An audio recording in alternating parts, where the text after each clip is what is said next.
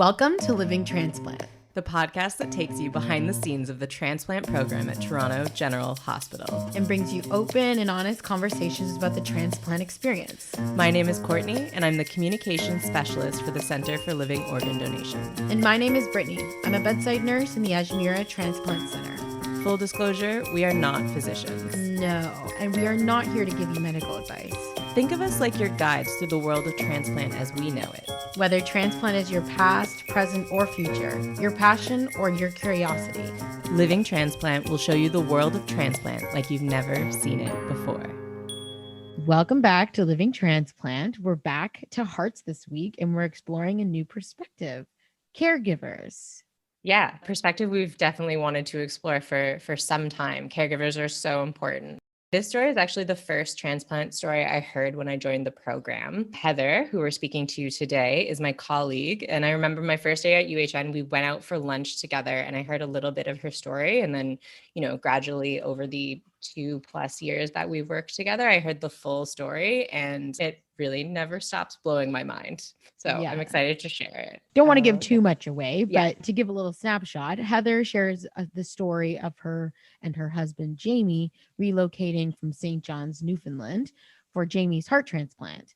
After an unsuccessful surgery, Heather ultimately decided to permanently move to Toronto, got a job with the transplant program at the Center for Living Organ Donation, and started her PhD on patients and caregivers who have to relocate for transplant. So it's obvious from that description that Heather lives and breathes transplants. And because of that, this interview was really long, like nearly 3 hours long. Part of that is because the three of us are incredibly chatty and could literally talk forever.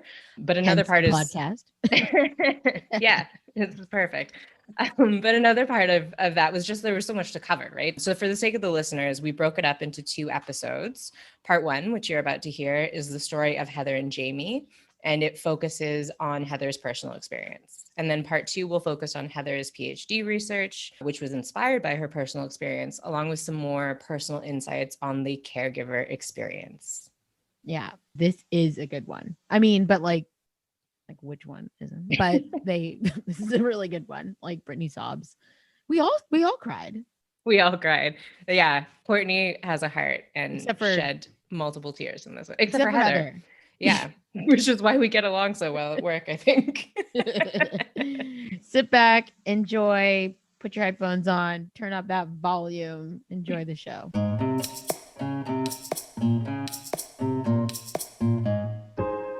Welcome back to Living Transplant. We have a very exciting guest today. She is my work bestie or work wife, if you will, the lovely Heather Lannon, who is the outreach coordinator for the Center for Living Organ Donation. Welcome, Heather. Thanks, Courtney. I'm excited to be here today. So I might have just spoiled it a little bit, but we'll start with your favorite question. What is your connection to transplant? And you totally did steal half my introduction. But that's okay.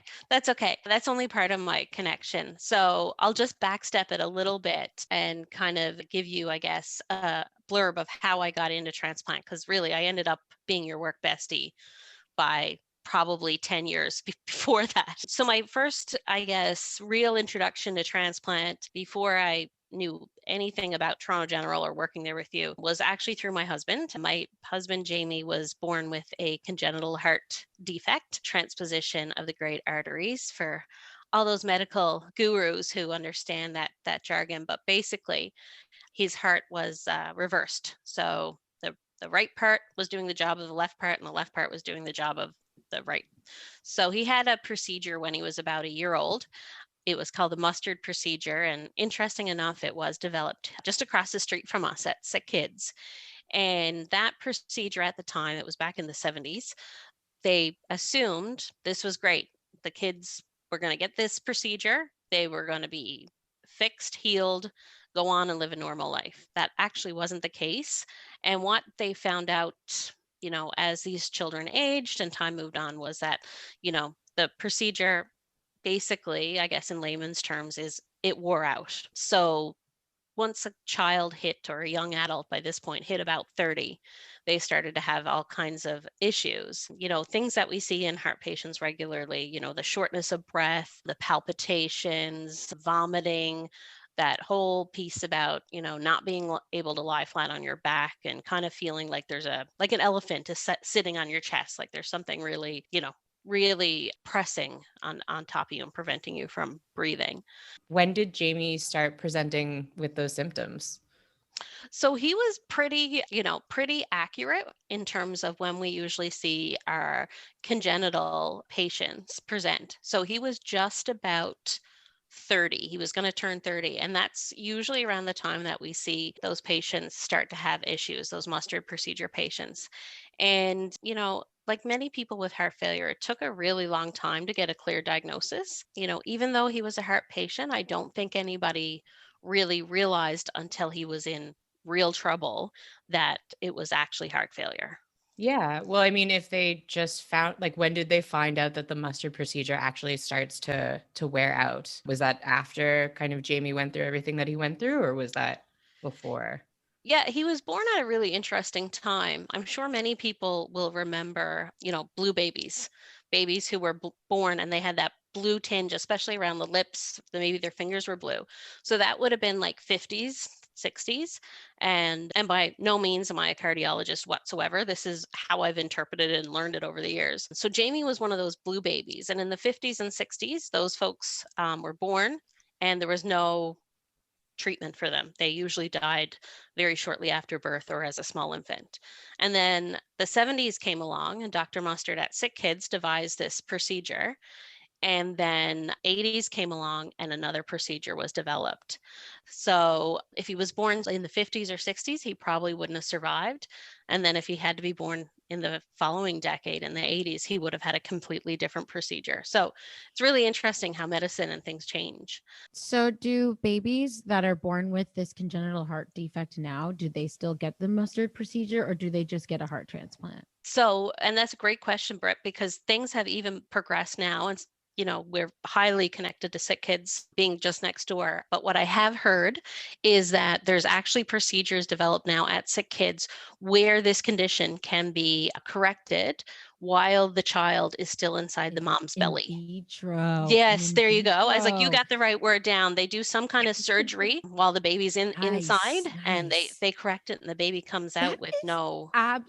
Isn't that sorry? Like, just take a second first. Like, isn't that wild? Like, back in the 50s, 60s, it was like, oh, sorry, don't know what to do about this one. And then in the 80s, they come up with this surgical procedure and they're like, okay, we're getting somewhere. And now they're like, pause. Let's just fix this before the baby's even born. Yeah. That's wild. It's insane that they can. How does that even, I don't know, maybe that's a whole, well, it's not transplant related, but maybe that's a rabbit hole I'll go down of how do they do in, what did you say? Vitro. In vitro. I was going to say in utero, but that's the Nirvana album. Oh, well, yeah. Same thing? Is it in utero? In utero is just like the uterus, yeah. Yeah, but it's in utero. Damn. It's in utero. Yeah, sorry for our listeners. I'm a fool. It's in utero. It's totally in utero. Yeah. Okay, cool. And yeah, but definitely I'm not an expert by no means, but this is what I've heard. And I'm sure as we continue talking today, you are a patient or you're a caregiver, or you're involved, you kind of pick up all these tidbits as you go. And these were some of the things that, I either learned through researching myself or talking to the medical team, or even sometimes you see on the news like these amazing cool new things that are coming out. So yeah, I would definitely tell people to research it more, because by far and wide I am not a expert in that field at all, but it's definitely really fascinating. It's so, I mean, you are an expert in your own way. It's not your level of your field of expertise where you can, give other people advice. But I think caregivers are experts in a certain way. Patients are experts in a certain way. Like, even if it is just of their own experience of a condition or a disease, I think that really does have to be acknowledged. But going back to the timeline, Jamie starts presenting with heart failure symptoms and he's around 30. Where are you guys at this point? Like, have you've met and stuff, right? Yeah. So interesting enough. And, it's funny how things play out when you look at things retrospectively. But yeah, so we had just met around that time. And like I said, he was about 29 going on 30, and I was 24. And that's when he got sick. And, the running joke always was, his heart couldn't handle me. That was our kind of our little, but yeah, we were in Newfoundland at the time. That's where we were both from. We were dating at the time when he started to get sick. That later led to an engagement. And then things just continued to kind of progress in terms of illness.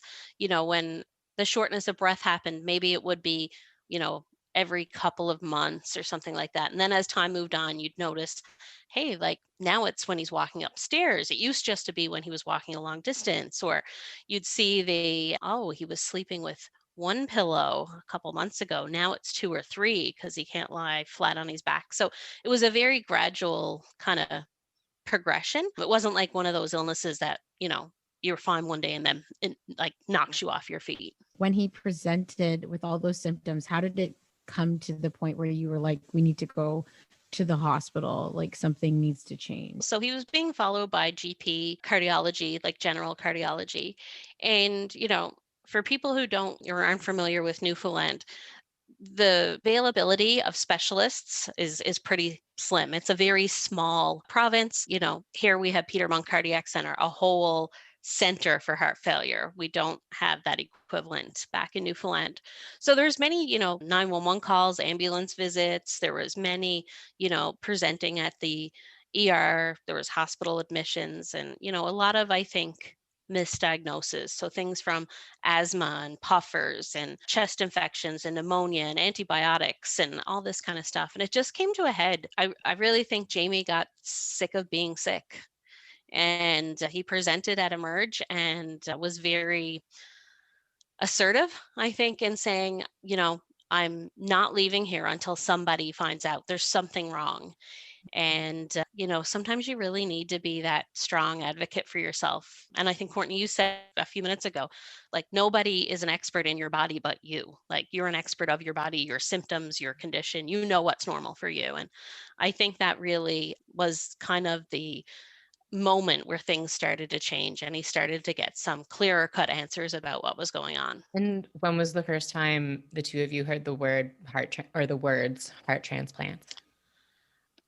And it's so interesting because, we'll get into my research, and almost every single person that I spoke to, I did lots of interviews with patients and caregivers, and they could explain this moment so perfectly. Like it was one of those moments that stood out. And for us, it wasn't the word transplant. We were in Newfoundland and it was the physician coming in and saying, there's nothing else I can do for you here. You need to go to Toronto. We can't do anything else. So that whole thought of, oh my God, this must be really bad. Like if they can't do anything here and they're going to send us to, the big city, like, Toronto is so far away, it must be really, really serious. So that was about 2 weeks before we were getting married that we were told that.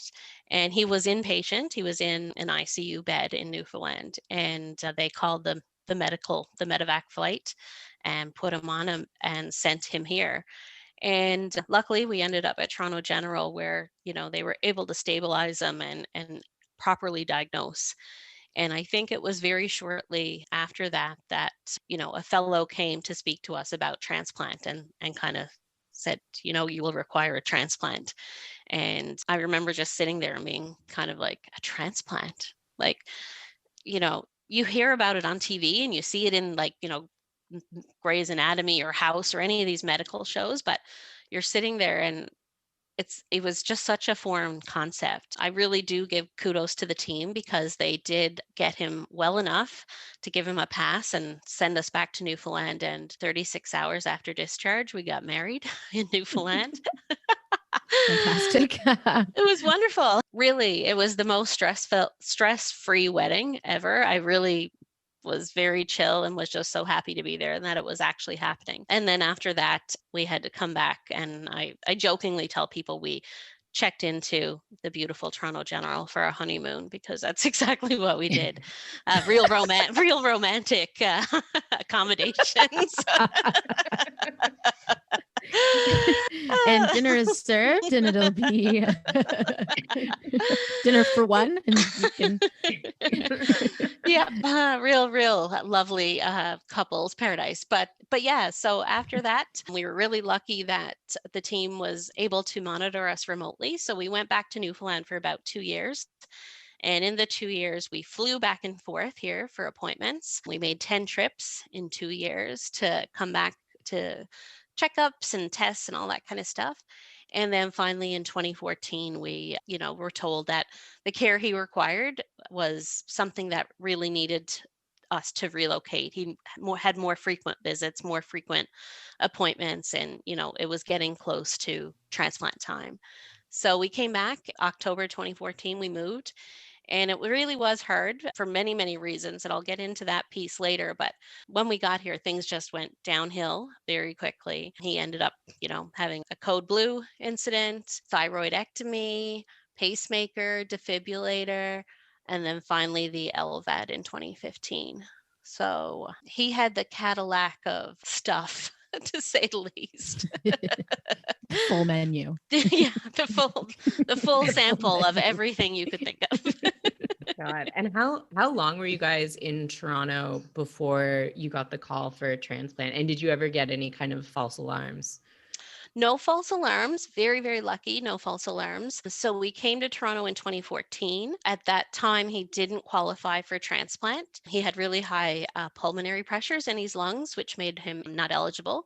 So that's why he ended up with the LVAD, to try and decrease those pressures and also to act as a bridge to transplant. And he had his LVAD 2015 to 2016. The pressures were still really high. They were coming down slowly. And then he went on the transplant list in 2016 and got his call in 2017. So it was just about 2.5 years that we were here, but no false calls or trial runs, as people call them. Very, very lucky. The call was the actual call, the real call. Yeah. Can you, just side note for some of our listeners, can you explain what an LVAD is? Like me? Cole's Notes. Yeah. Oh yeah, Cole's definitely Notes. Not me. Yeah. I'm like, me? You want me to talk about this? Yeah. So for people who don't know or aren't familiar with the LVAD, it stands for left ventricular assisted device. And, I mentioned right in the beginning that Jamie was a little bit unique, where his heart was reversed. So he actually had an RVAD, not an LVAD. I was about to say, right. Yeah, right. Yeah. He had an LVAD that was acting as an RVAD, and it used to throw people off all the time. Like when the echo technicians had come to do the echo, they'd be like, looking around with their little wand, and they're like totally confused. But yeah, he was reversed. So he had an RVAD, really. But it's basically a pump. It takes over the pumping action of the heart.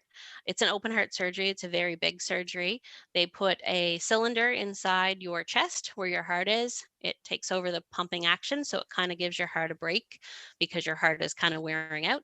And then there's a drive line, a wire that comes down inside of you, comes out through your belly. There's a hole in your belly. And then that is hooked up to a controller, which is basically the brains of the pump. It's like a mini computer. It'll tell you your flow, your speed, your RPMs, battery power. And if there's something wrong, it'll come up on the display and say, like, go to the ER or call the doctor or whatever. And then it has 2 batteries, and the batteries have to be charged at all times. So you walk around with like a laptop bag, basically, if you were carrying a laptop case at all times. It doesn't come off ever. And then in the nighttime, you plug it in like a cell phone and charge it. So the joke was, I used to charge my husband overnight because I plugged him in. I feel like right? you two are so funny. Like Heather and Jamie, she showed me pictures. They had a photo shoot with the LVAD or RVAD where they treated it like it was like a new baby, and they like have all these pictures. Yeah. So yeah. And humor, like Jamie was the funniest person that I've ever met. And yeah, we had this photo shoot, like, you see new parents welcoming the new baby to the family, and they had that. We had our baby, and we named it. The VAD was Lennon. Jamie was a Beatles fan, so we named Lennon.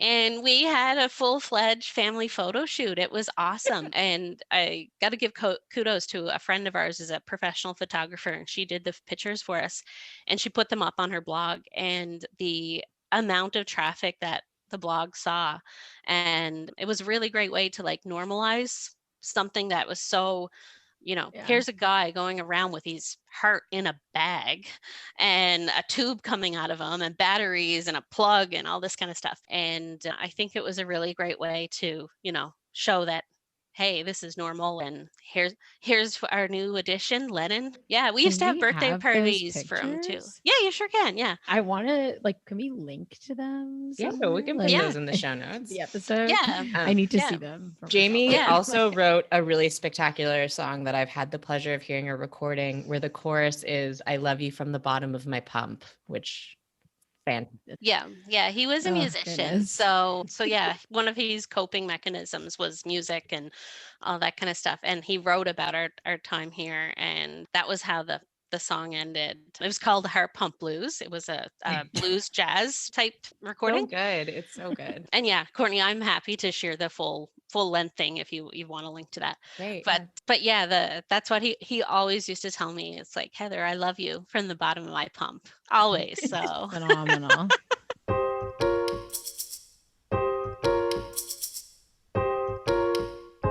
So what happened after you got the call for transplants? How did those events play out?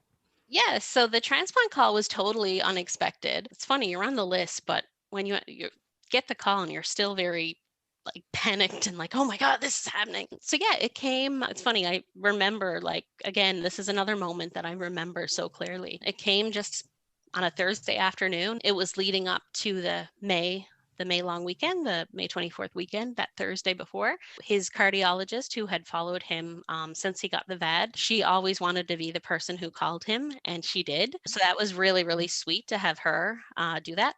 And we were fortunate. A lot of people get that call and then they're in the, like this panic, like I got to get to the hospital and I only got this length of time. And, it's a big rush, but we don't know the circumstances of the donor or where the heart came from, but we knew that the surgery wouldn't be until the Saturday. So we had a day and a bit to kind of prepare, which I think was fantastic because it allowed our family to come from Newfoundland and be here. And it also kind of allowed us to organize things. I was working, so I was actually teaching and like organize my class and getting someone to substitute and that kind of thing. So he went to the hospital on the Thursday, checked in. Friday, he did all that, like that pre-op stuff you have to do. They ask you all these questions and make you sign all these forms and you see 500 million people. It seems like they all come and ask you stuff. And then the Saturday morning was the surgery. So he went to surgery. I had been told, and we had been told, that it would be a lengthy surgery because they would have had to take the LVAD or RVAD out, which is kind of a process in itself, and then put the new heart in. And because he had his VAD for just over 2 years, I believe, they anticipated a lot of scar tissue and that it would be a very tedious process to get that out. He went into surgery 8 or 9 in the morning. He was the first case, and I didn't see anybody probably till about lunchtime. And they told me that, they got the VAD out. It had taken a lot longer than expected. And somebody would come back out again and see me when the new heart was in. I didn't see anybody until, and when we talk about grief and things like that, this is one of the things that frustrates me beyond belief is there's lots of pieces that I don't have a very clear recollection. Like I struggle with day and time and who was there and what actually happened sometimes. But yeah, the surgeon came out. It was probably 10 or 11 in the night. It was very late. And, I knew this surgeon. We've had him before, had a wonderful relationship with him. I actually used to call him McDreamy from Grey's because I thought he was handsome. So he came out and there was several of us there. I would say there was, 12, 15 people there in that waiting room. And, I remember looking at him and just saying, "Oh, Ed, it's done." Like I knew him well enough to call him by his first name. And he just kind of said, "You need to come talk to me." And I'm like, "No, we're all family. It's all good. We can, you can share." And he's like, "No, you need to come and talk to me." And I I didn't clue in. I don't know why. I didn't clue in that there was going to be an issue. But he took me to this little room off the waiting room. And, I remember sitting there. I remember looking at him. There was a soccer game on the TV, which is weird. But I remember, I don't know what he said. The only things I can remember him saying is, we don't know if we can get him off the table alive. And I need you to tell me what you want me to do. Do I let him go, or do I do everything possible to save him? And it was just like, and I know this is cliche and you read about this and you hear about this, but everything stood still at that moment. It was just me and Ed. I remember him in his blue scrubs, and I'm sitting there and I'm like, is this a joke? Like, is this one of these prank TV things? Like, I'm going to be like, pranked or something. And I'm looking at him and I'm looking at, the room, and I'm in a room, but my family is outside so they can see me. But I don't know what else he said. I really don't know if he told me what happened. He probably did tell me what the problem was. But at that time, I just remember saying something of, Jamie always said he'd rather die trying than die doing nothing. So I said, yes, do everything in your power to save him. And he went back into the OR, and I just sat there and I never came back out to talk to my family. It was, my parents were there, Jamie's mom and siblings were there, my sister was there, aunts, uncle, cousins. Like, it was a huge, huge thing. I just sat there like in total shock. And then I remember feeling that the room was too small and too bright, and I had to get out of there.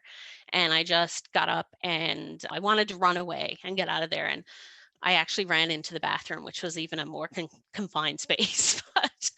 but yeah, my thought process was, I need to get out of here. I need to get away. I would say it was several hours. I want to say like early morning. There was no sleep. There was no anything really. And like I said, it's really weird that like it kind of comes and goes, almost like a dream sometimes.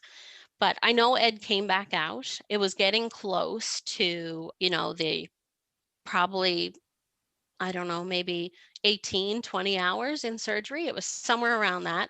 And he came out and he sat down. He didn't take me in that little room again. So I was like, okay, well, he's not taking me back there. This is better. We're getting some progress here. And I remember just looking at him, and I said, Ed, is he alive? And he said, he's alive. And I was like, okay. And he said, but it's not good. And I said, okay. And he told me then that they had stabilized him and put him on ECMO, which I had absolutely no idea what ECMO meant. I later learned that it was like very, very fancy life support that when there's nothing else left, this is what we do. And I just remember Ed saying something like, the next 24 hours are critical.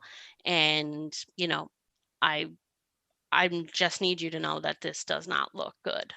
So he told me they were finishing up with him in the OR, and then I could go see him in the med surg ICU on the 10th floor at Toronto General. I'd never been there before. So yeah, so I went there. That was a very foreign place to me. I'd been in the other ICUs, the CV ICU and the CCU, the ones down on the second floor, but never in that one. And I remember like walking past people and just thinking, oh my God, this is where people go to die. I got to Jamie's room, and they were really, I have to say, the nurses were really good. He had 2.5 nurses, which I was like, that again triggered my mind that this has to be bad. Like, you get one-on-one nursing care, and that's like, that's the top level. But he had 2.5, which I knew instantly this is not good. And they prepared me in a sense of saying he's hooked up to a lot. The breathing tube was in for him, ECMO was going, I think ventilator was on, and dialysis was going at that point as well, because the kidneys were shutting down. And I walked in and I seriously thought I was in the wrong room. Jamie was he was less than 200 pounds when he went into surgery. So I'd say about 180. And he was close to 500 when he came out. He was unrecognizable, to the point where I remember turning around and saying to the nurse, I think this is the wrong room. And she was like, no. And I was like, I remember looking at him going, this is a sumo wrestler. This is not Jamie. Like, how can you say this is Jamie? And she's like, no. And I remember seeing the name on the door, Wilkinson is there. And I'm like thinking, this is so bizarre. And I'm just like, this is like, again, another moment where I'm like, these people are crazy. They're pranking me. Like there's something nuts here. So seeing that, and then actually having a physical reaction to that, I still feel guilty about it, that the sight of him and seeing him that way actually made me, like, I was close to vomiting myself, and that whole, lightheaded, dizzy kind of feeling that you would get. But yeah, he was not recognizable in any shape or form. Yeah. No, that would be Just would be terrifying. I don't think having that visceral reaction is something you should feel. I mean, I'm sure you don't feel guilt about it now since you've had time to process it, but no, that would be so alarming for anyone. Why do you know why that happens? It's because of the fluid. It's because the amount of fluid that's given in the OR. And if his kidneys weren't functioning at that point, his kidneys aren't pushing out the fluids quick enough, essentially. Right. Okay. Yeah. Like he didn't even have a neck. Like it was just a head and then shoulders. It was crazy. And the only thing that made me realize, holy crap, this is him, was his toes were sticking out of the blanket outside the sheet. And he had the most ugly feet ever. Like his feet were gross all the time. And, and I remember looking at it and being like, oh my God, like, because his toes weren't swollen, his legs were, and everything else was. But yeah, I just was like, oh my God. So yeah, so I remember the reaction. I remember the same feeling of, I got to get out of here. Like, this is just insane. And, if there's anything that I could do now that I actually work at the hospital, would be to prepare people better for that scene, because I wish so much that wasn't my last image of him burned in my brain, but it was. And after seeing him like that, the first shock wore off, and I did get to go back and feel a little bit better about it. But yeah, so Ed came, we chatted again. He had him stable enough so that Ed could go home. I don't know if it's a rule, if it's standards, but there was something about Ed had been in the OR for 24 hours and had to take a rest or a break or something. And he stabilized him enough so he could go home for that required time or whatever it was, and then come back. And, it just shows me the level of commitment that he had to saving him. I remember saying to him a couple times, like, how do you pee? And like, do you ever eat? And like, like, how does this work? So he went home, and then, no, they actually do go Is there a pee. urinal? Like, they actually go pee. Yeah, super sanitary. Yeah. Yeah. He told me they do pee and they do eat, because I was like, wow, like, is this guy gonna like pass out from hunger? Like, what's going on here? Are you good, Ed? So he went home. Jamie stayed in ICU on ECMO. So I'm hitting 24, probably 30 hours now. There's still no sleep. There's still no eating. The next day kind of rolls around. So we're at probably the day after surgery. Ed comes back and we decide on the second surgery. There had been some issues with his belly. He was still pretty open when I saw him. I don't know what the technical term is for it. Britt, you probably do. When they keep them open but like put saran wrap on them. No, I don't. I don't know what the technical term is, but I know it's not saran wrap. That's what it looked like. They left him open, and I think it was because he was so swollen that they weren't able to get it closed. So they had to go back and do something with the tummy and the chest. And then we also made the decision, and this one, he just had open heart surgery, and I don't know why I found this so gross, for a lack of a better words. I think the term for it is fategotomy, where his legs were swelling so much it was cutting the blood supply off. So they actually cut like the backs of his calves to relieve the pressure so that his feet would get blood flow. Yeah, so he went back into surgery for that to try and, save his feet. I don't think it was really successful. As time went on, I could tell that he was not going to come out of this. His fingers started to go blue and black, and so did his feet. So chat with Ed again, and I learned that the blood flow is not getting to the arms and legs. If I want to save him, we will have to amputate all limbs. And, you know, I don't know why that one hit me as hard as it did. I can remember going back from the ICU to the waiting room. My family was there, and I remember just sitting there crying and saying, they want me to cut him in pieces. And that's all I could. I was like, I can't chop him in pieces. I can't do it. And I even weighed out, I think he'd be okay if he had no legs. We had built our house wheelchair accessible. So I was like, if he was in a wheelchair, he would be okay. But if he had no arms and he's a musician, how would that work? How would, and, you know, I have to say again, our surgeon was awesome. I'm so glad it was someone we had a relationship with, because he said, Heather, I'll do whatever you tell me to do, but I need you to sit and think, would Jamie be happy if he can't play a guitar or play drums because he has no arms? And, you know, I was like, I can't do it. I don't think he would be happy. But at that point, I was still in the I'll do whatever it takes to save his life kind of mode. So I'm not sure who in their wisdom, but said, you know, he's been on ECMO. He was in the OR for like 24 hours. Let's check his brain to make sure that everything is functioning. So even just getting him to CT was, you know, a whole process. And they had told me we can get him there, but he could crash on the way. He's really unstable. And I agreed to the CT. When the CT came back, it showed that he had had several strokes during the procedure, and they had no idea if he'd wake up. And if he did wake up, would he be Jamie? Would he know me? Would he know himself? Would he be able to function? They didn't know. After that information, I was pretty confident, you know, in what I had to do next. I knew that he if he were to live, he would have to be put in an institution.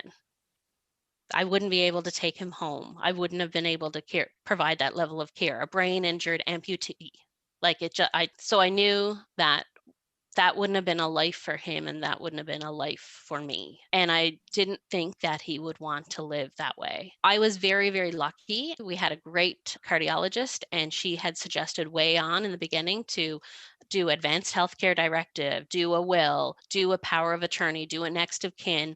And I remember when she said that, I was thinking, she is crazy. I just got married and you want me to do my will? I'm 29 years old. You are a nut job. But I'm so glad that, you know, she did say that, because we had all that. And he had an advanced directive.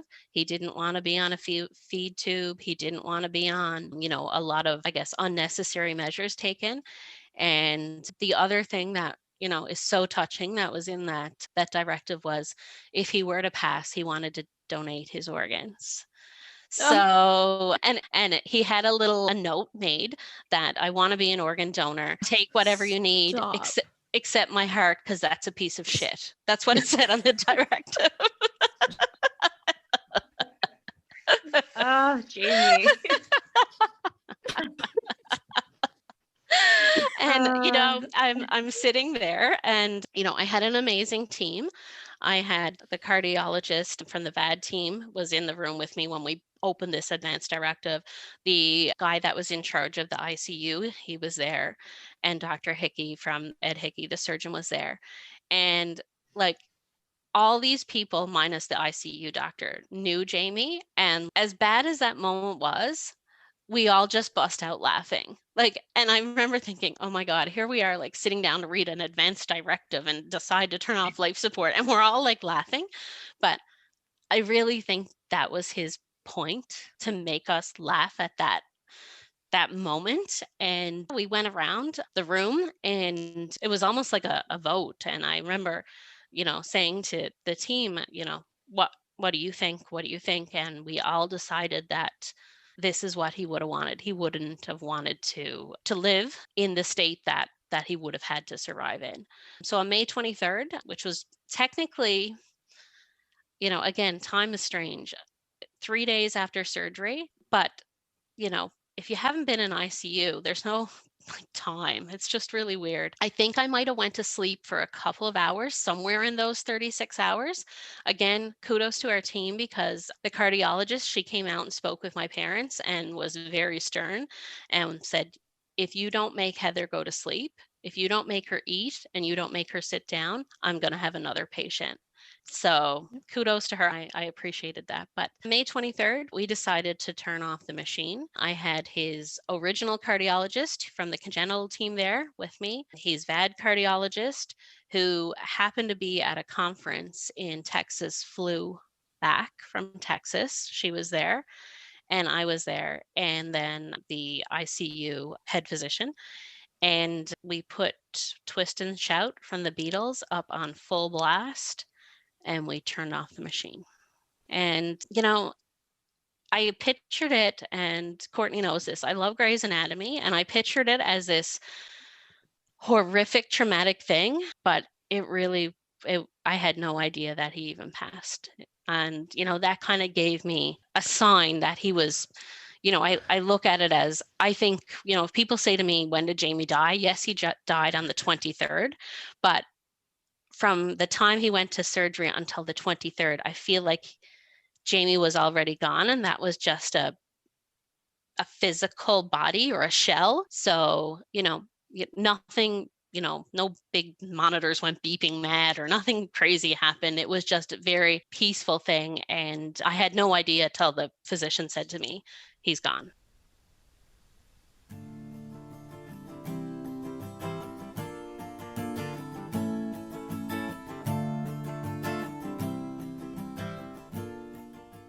Can you show us your wedding ring? Yeah. So after Jamie passed, I was thinking of like, hey, how do I honor him, memorialize him, or do something? And, I had thought about getting a tattoo, and I, had it all pictured in my head about the ECG, the heartbeat. I was like, hey, I could do a little heartbeat. That'd be cool. Put it on my back. Jamie always had my back. This is so cute. Had it all ready to go. And I really am afraid of needles, and I hate needles. I So was going to say. I don't know why I thought that was going to be a great idea, but I chickened out and had the appointment booked and everything and never went. So I happened to come across something online where I saw these rings that had a heartbeat on it. And I was like, that's really cool. So I went to a jeweler. It was a jeweler in Newfoundland who had made my wedding rings. And I said, can you do this? And he said, yeah, sure. I said, yeah, just put, like the heartbeat on it and all that. And he was like, do you have a copy of Jamie's heartbeat? I could get one, I guess. So the team gave me one, and it was the very last ECG of Jamie's old original heart. They were awesome, and they were like, would you like the original heart or the transplanted heart? And I was like, hey, no, I want the original. The transplanted one I didn't know. I want the original. So they gave me the last one, and I brought that pink ECG sheet to the jeweler and said, I want you to put this on a ring. And he said, what did you do with the wedding rings I made you? And I was like, yeah, they're in a jewelry box somewhere. And he said, how about we melt those together, and I'll use that as the base for the ring. And I was like, oh, this guy's a genius. This is why I go to him for everything. And it came out just, take my breath away. Spectacular. It was spectacular when I saw it the first time. And, what's neat about it is that I got it the day before I left to go away to school for my PhD. So I feel like I kind of took a piece of him to school with me. Yeah, so I've never taken it off since I've got it. It's there, and just this year I still had the diamond from the engagement ring that he picked. I didn't wear it, but I loved it. It was such a beautiful diamond. So I brought it to a jeweler here in Toronto, and we designed another ring and using the diamond that he had selected. But I kind of made this one a little different. I made this one about me. I'm a big fan of pink. So the diamond is surrounded by pink sapphires. Nice. It's the ultimate girly pink ring. So, there's a little piece of him with me, I guess, at all times.